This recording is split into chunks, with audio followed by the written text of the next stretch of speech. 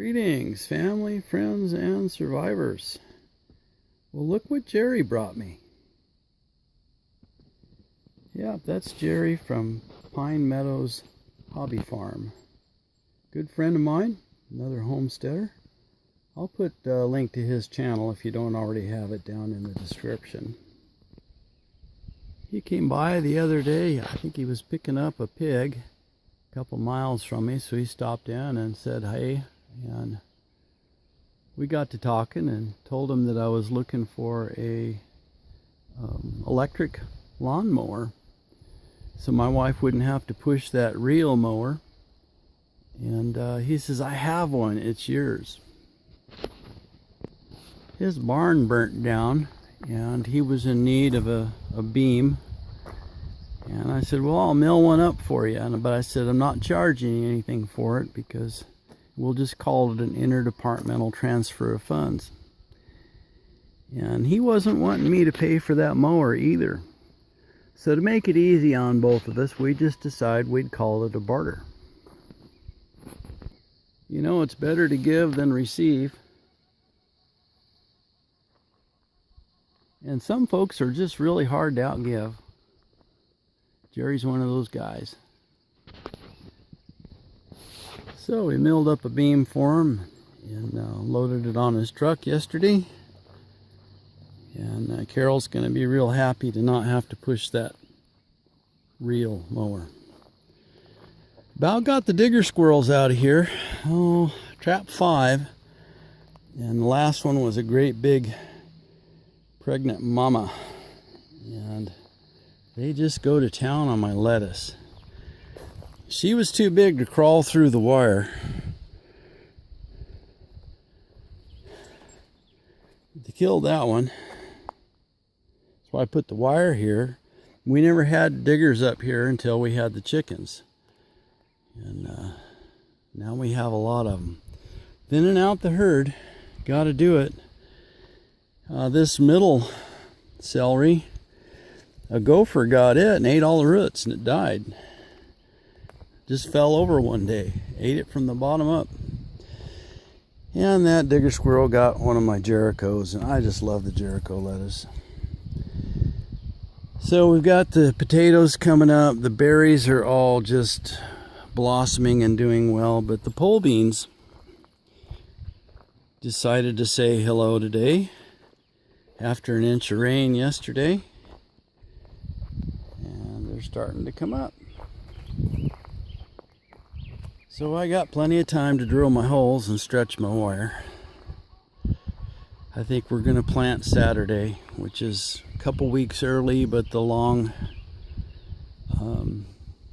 forecast looks like we're going to be above a hard freeze, but frost may fall, which is real iffy with tomatoes, so we may run out a few times and cover them, but we'll see how it goes.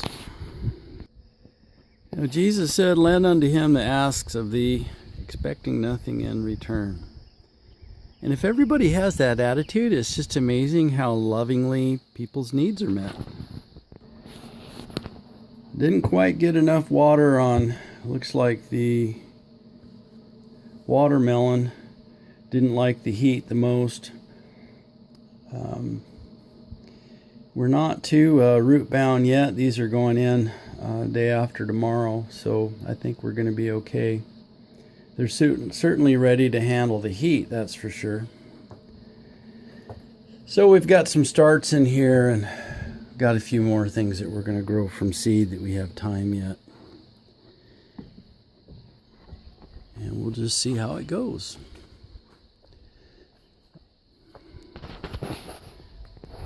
The giant asparagus is sure doing good. I'm trying to leave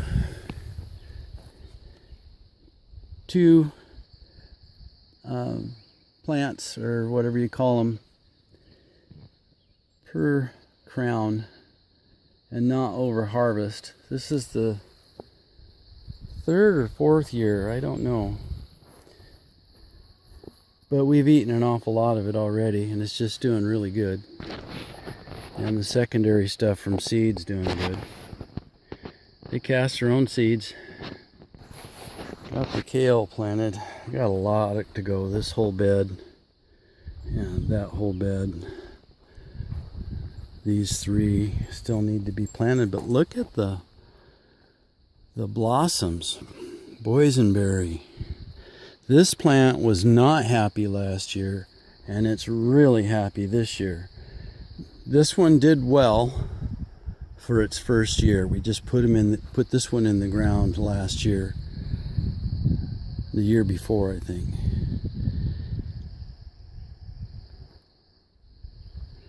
And that one's blossomed out real well. Thornless, that's a great idea. This particular one is patented by Knott's Berry Farm. And when I was a kid, I lived just 2.5 miles or so from Knott's Berry Farm here on the west coast.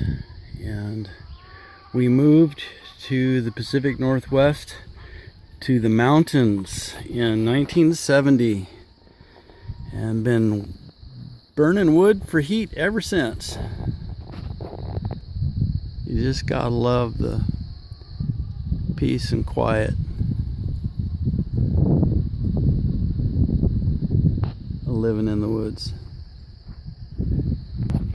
Look at this soil. It's just amazing. You want a piece of charcoal underneath every tomato plant. Make a world of difference. We put powdered eggshells in too. We make this soil, the reason why you see rocks in it is because this is bedding for the horse. And when it gets scooped up, it's got the urea in it. And of course, road apples. But it has clay and sawdust. And we leave it until the worms are prolific. And so we usually use it the second year, although we've grown in fresh horse manure with no problems. There might be a few things that it's a little bit too hot, but horse manure is nowhere near as hot as steer manure. So we've grown right in it. So but usually by the time I get going, I just dig out of the back side of the pile and rebed everything.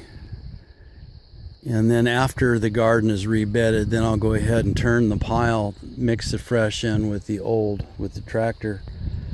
But it works really, really good. The horse is definitely earning her keep. She's 27. This is just amazing. I mean, you can't buy stuff like that. Well, you can. I've seen folks buy it, but I couldn't afford it. But we can make it. As we harvest lettuce going this way, I'm going to put in new onion sets going this way.